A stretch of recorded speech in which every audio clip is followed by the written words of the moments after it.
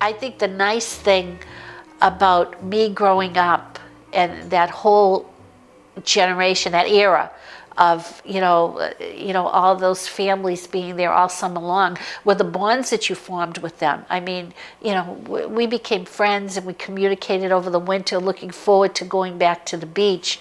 You would have the same people over and over and over again for years for the summer. I mean, I can't. When I think of Clara and High Ephraim, we watched their kids grow up. I mean, they were there probably 30 years, one summer after another.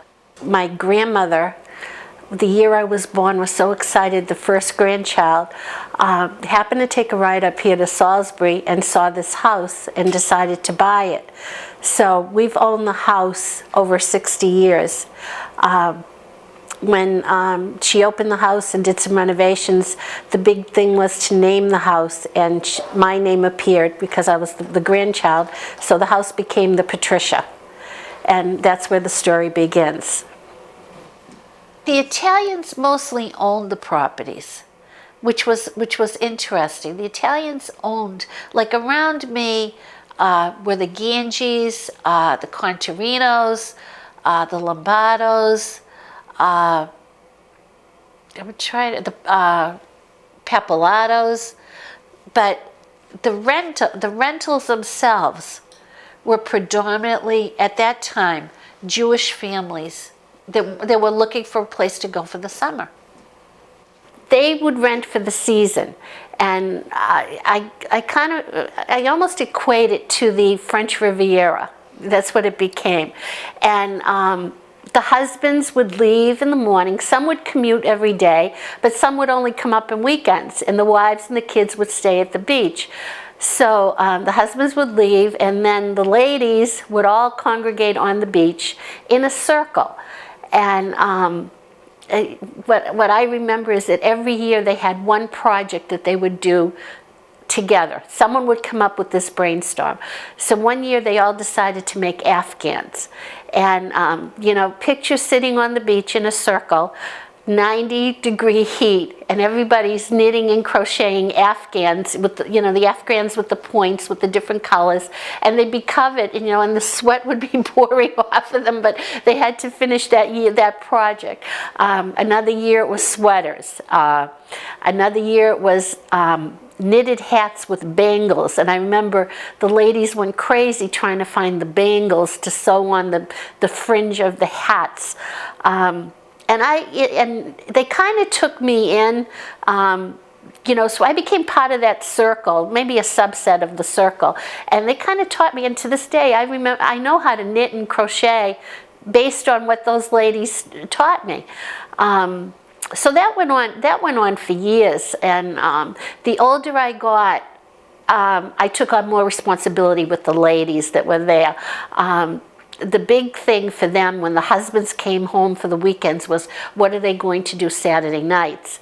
And Saturday night was date night for all the ladies. And, are they going to go dancing in Seabrook, or who was the performer at the Frolics? They would make plans during the week. You could hear the buzz during the week what they were going to do.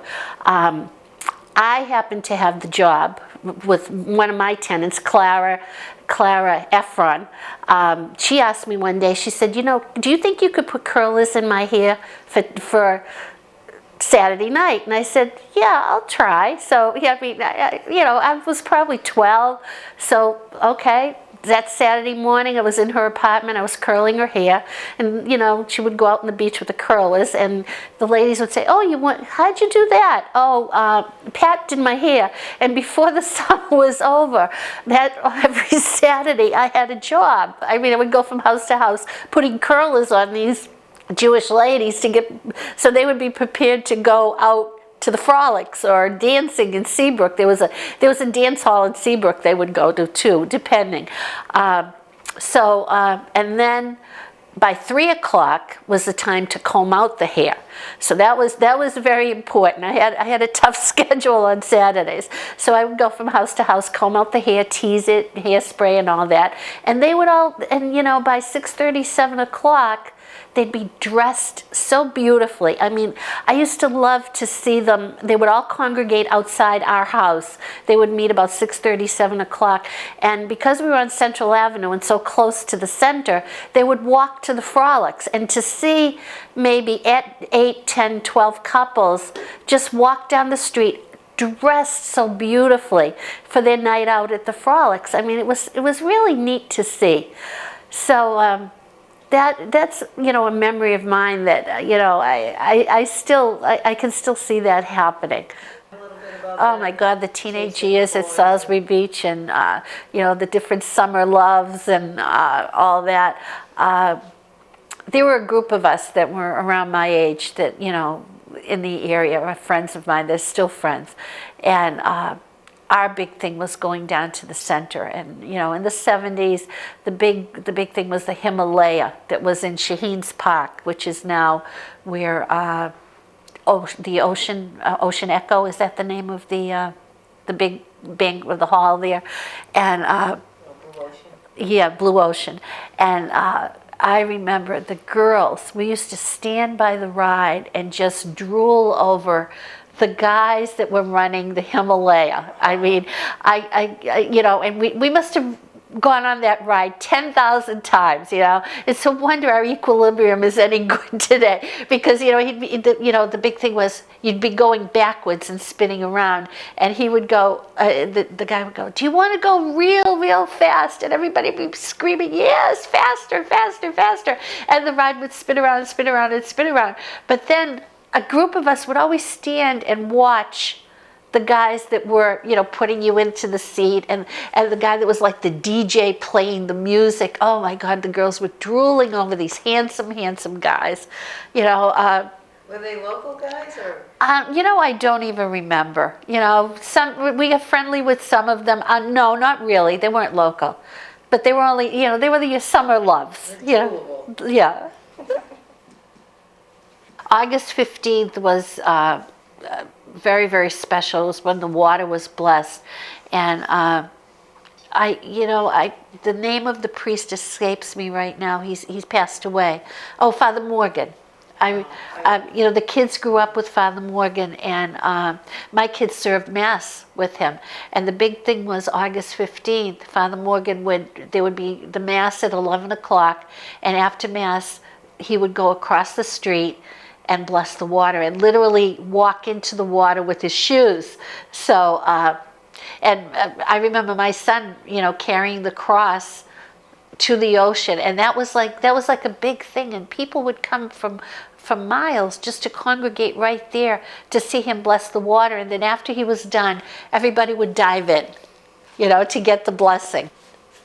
The rentals were funny. I mean, at the beach, you know, my grandmother would have signs outside the house, and, you know, and if the weekends in June and May were good, she would sit outside, and anybody that came by, either walking or if there was someone riding by, and would slow down and look, and she'd say, you know, in her Italian accent, "Are you looking for an apartment? Are you looking?"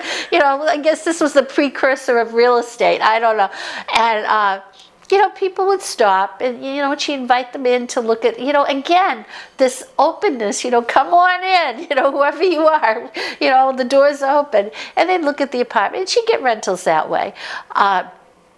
One year, 2 lifeguards appeared, and they were female lifeguards, and my grandmother happened to see them walking by, and they said, "Do you have an apartment for rent?"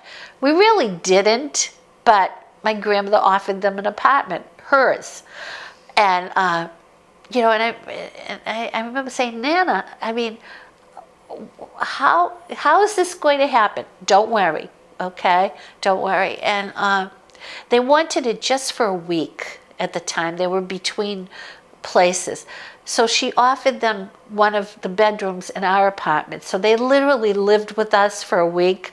It was really strange, because you know, lifeguards, and they wanted to party. Well, they had a curfew. They couldn't, you know, she told them right off the bat, you know, you need to be in by 10 o'clock or whatever, you know, lights out. And they abided by the curfew for that week. I don't know how they did it, but they did. But that's, you know, that's the way we lived. My grandmother was quite the character in that neighborhood. You know, aside from, you know, taking care of the property herself and doing really most of the renovations, when I think about it, the only tradesman I ever saw come into the house was a plumber. She would do things like linoleum, changing the linoleum, painting, replacing screens, all different kinds of odd jobs.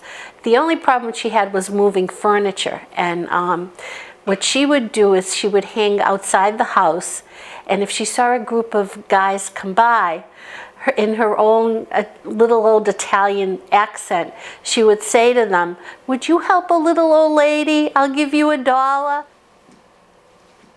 It was nice. It really was. It was a nice way to grow up and a nice way to spend the summer.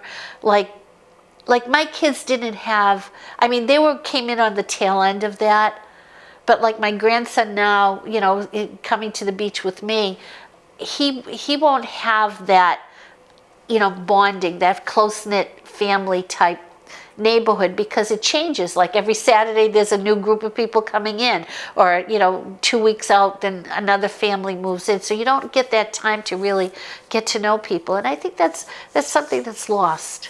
But he's going with his grandmother.